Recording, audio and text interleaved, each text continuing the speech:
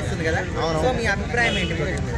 నా అభిప్రాయం ఏంటంటే ఇలా చేయడం చాలా తప్పనేది. ఎందుకంటే విద్యార్థులకి చదువుకునే వాళ్ళందరికీ ఇబ్బందిగానే ఉంటుంది. కానీ గవర్నమెంట్ ఇది చేస్తుందంటే మంచిదే ఒక రకంగా. దేనికి అక్కడ ఉన్న గుట్టలో చెట్లన్నీ కొట్టి బిల్డింగ్లు కట్టి విద్యార్థులకి ఏదైనా సపరేట్గా కోచింగ్లు ఇంకేదైనా ఉచితంగా పెట్టాలని చేస్తుంది కాబట్టి వేరే ప్లేస్లో మంచి ఆలోచన. ఇది ప్లేస్ లేదు కదా బ్రో, ఆడ జింకలు జంతువులు ఇబ్బంది పడుతున్నాయి బ్రో. నీకు కాసేపు ఓకే, అక్కడ జింకలు ఉన్నాయన్నారు, అన్ని ఉన్నాయి, కానీ లేవు. ఇప్పుడు వీడియోలో ఉన్నాయి కదా, అవన్నీ తీసుకెళ్లి జూలో పెట్టి ఉంచేస్తా చెప్పేది.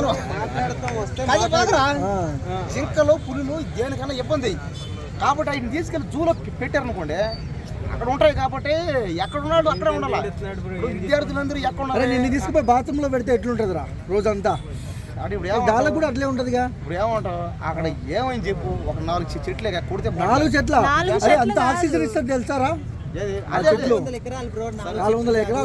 400 ఎకరాలు ఏంది? ఇప్పుడు 400 ఎకరాలు కొట్టేస్తున్నారా? 400 ఎకరాలు కదా, 50లో ఇచ్చారు వాళ్ళంతే. పర్మిషన్ ఇచ్చింది 50 కదా. 50 ఎకరాలు ఇచ్చిన దాని ప్లేస్ లో మనం ఎందుకు పోవాలి చెప్పు? ఒక్క మాట బిల్డింగ్ కట్టి దేనికి కడతారు చెప్పు. నేను చెప్తా విను. ఆ బిల్డింగ్ కట్టి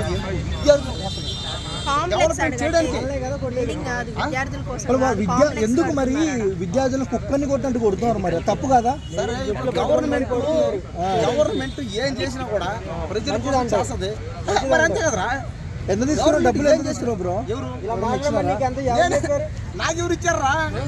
ఆలోచించి అట్టపోయినా ఇవన్న మాట్లాడుతుంది ప్రభుత్వం వాళ్ళు కాబట్టి వాళ్ళు చేస్తున్నారు బ్రో, చేస్తున్నారు. గవర్నమెంట్ మనం ఓట్లు వేసాం, దేనికి వేసాం? మేలు చేస్తుంది, మంచి చేస్తాం, పేదవాళ్ళకి మేలు చేస్తాం చేసాం మనమే.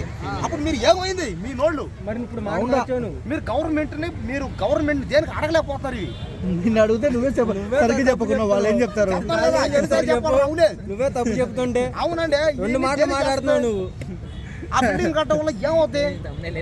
మంచి జరుగుతుంది, ప్రజలకి మంచి జరుగుతుందని చేస్తున్నారు. ఇందుకే కంటెంట్ తీసుకుంటారు మీ దగ్గర. తిక్క తిక్కగానేనండి.